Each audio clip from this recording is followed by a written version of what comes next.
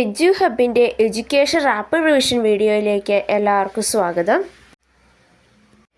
UGC നെറ്റിൻ്റെ second പേപ്പറായ education എന്ന സബ്ജക്റ്റിലെ 2023 ഡിസംബറിൽ നടത്തിയ ക്വസ്റ്റ്യൻ പേപ്പറാണ് നമ്മൾ ഈ വീഡിയോയിൽ അനലൈസ് ചെയ്യുന്നത്. ഇതിനു മുമ്പത്തെ വീഡിയോസിൽ നമ്മൾ പ്രീവിയസ് ഇയർ ക്വസ്റ്റ്യൻ പേപ്പറുകളാണ് അനലൈസ് ചെയ്തുകൊണ്ടിരുന്നത്. അത് നിങ്ങൾക്ക് ലഭിക്കുവാനായിട്ട് എഡ്യൂക്കേഷൻ എന്ന് പറഞ്ഞൊരു പ്ലേലിസ്റ്റ് നമ്മൾ ക്രിയേറ്റ് ചെയ്തിട്ടുണ്ട്. ആ പ്ലേലിസ്റ്റിൽ കയറി കഴിഞ്ഞാൽ നിങ്ങൾക്ക് ലഭിക്കുന്നതാണ്.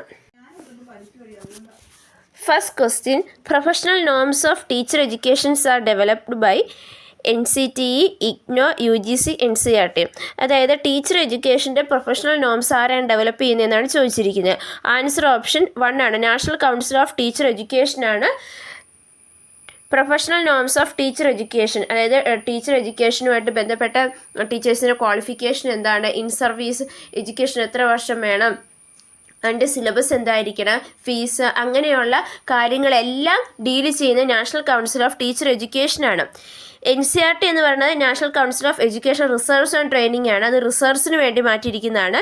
UGC യൂണിവേഴ്സിറ്റി ഗ്രാൻഡ് കമ്മീഷനാണ്. അത് ഡിഗ്രി PG കോഴ്സുകളുമായിട്ട് ബന്ധപ്പെട്ടതാണ്. IGNOU എന്ന് പറയുന്നത് ഓപ്പൺ യൂണിവേഴ്സിറ്റിയാണ്. Next question, which apex bodies regulating integrated teacher education programmes in the country. Integrated teacher education നമ്മുടെ കൺട്രിയിൽ ആരാണ് റെഗുലേറ്റ് ചെയ്യുന്നതെന്നാണ് ചോദിച്ചത്. ഏത് അപ്പെക്സ് ബോഡി ആണെന്നാണ് ചോദിച്ചിരിക്കുന്നത്. NCERT, NCT, NIPA, UGC. അതിൻ്റെ ആൻസർ NCT തന്നെയാണ്. National council of teacher education തന്നെയാണ്.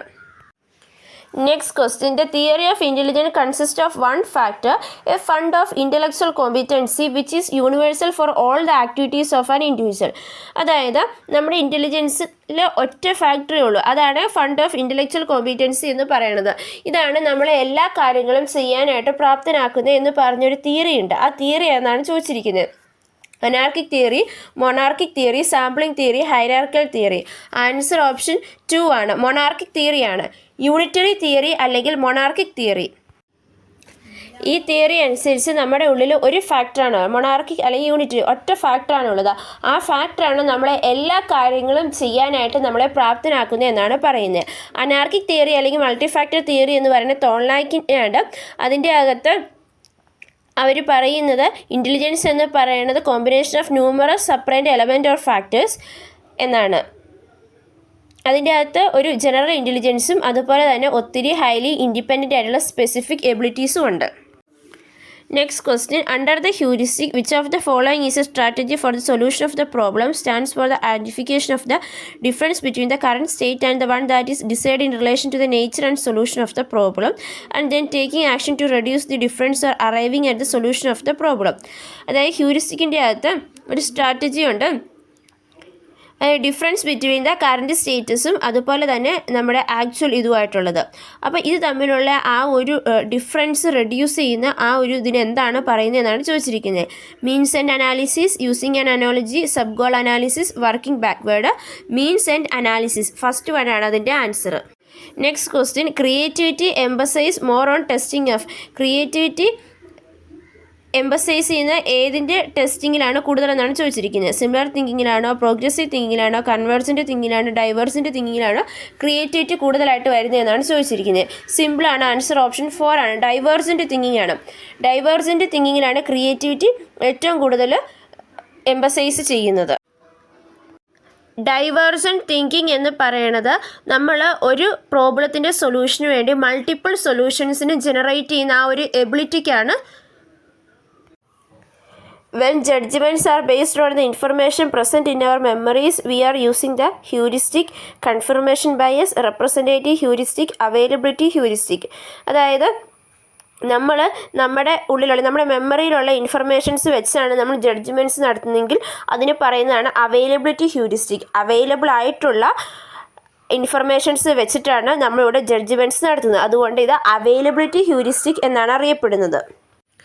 If a phenomena changes over time, what kind of research should be undertaken to study? അതായത് നമ്മളിവിടെ ഒരു കുറച്ച് ടൈമിലോട്ടാണ്, ഒരു ഓവർ ടൈമാണ് നമ്മൾ ഫിനോമിന ചേഞ്ചസ് നമ്മൾ നോക്കുന്നതെങ്കിൽ അവിടെ ഏത് സ്റ്റഡിയാണെന്നാണ് ചോദിച്ചിരിക്കുന്നത്.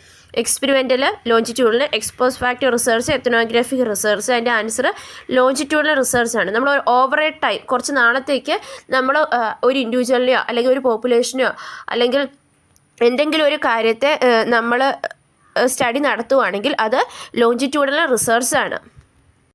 Next question, students of high intelligence will significantly do better in their academic achievement. Which type of hypothesis is it? അതായത് ഹൈ ഇൻ്റലിജൻസ് ഉള്ള കുട്ടികൾ അക്കാഡമിക് അച്ചീവ്മെൻറ്റിൽ നല്ല പെർഫോമൻസ് അല്ലെങ്കിൽ നല്ല ബെറ്റർ ആയിട്ടുള്ള പെർഫോമൻസ് ആയിരിക്കും എന്ന് പറയണത് ഏത് ടൈപ്പ് ഹൈപ്പോത്തിസിസ് ആണെന്നാണ് ചോദിച്ചിരിക്കുന്നത്. Directional, non directional, null hypothesis, concurrent hypothesis. സിമ്പിളാണ്, ഡയറക്ഷണൽ ഹൈപ്പോത്തിസിസ് ആണ്. അതായത് ഹൈ ഇൻ്റലിജൻസ് ഉള്ള കുട്ടികൾ അക്കാഡമിക് അച്ചീവ്മെൻറ്റ്സിൽ നല്ല പെർഫോമൻസ് കാഴ്ചവെക്കും. അത് ഡയറക്ഷണൽ ഹൈപ്പോത്തിസിസ് ആണ്. Next question, the difference between the value of parameter and statistics is called. അതായത് പാരാമീറ്ററിലെയും സ്റ്റാറ്റിസ്റ്റിക്കിലെയും വാല്യൂസിൻ്റെ ഡിഫറൻസിനെ നമ്മൾ എന്ത് വിളിക്കുമെന്നാണ് ചോദിച്ചിരിക്കുന്നത്. Type 1 error, type 2 error, sampling error, error in calculation. അതിനാണ് നമ്മൾ സാമ്പിളിംഗ് ഇറർ എന്ന് പറയുന്നത്. അതായത് പാരാമീറ്ററിലെയും സ്റ്റാറ്റിസ്റ്റിക്കിലെയും വാല്യൂസ് തമ്മിലുള്ള ഡിഫറൻസിനാണ് നമ്മൾ സാമ്പിളിംഗ് ഇറർ എന്ന് പറയുന്നത്. Last question, in an educational research, variable under study are being manipulated and controlled. What kind of research is it?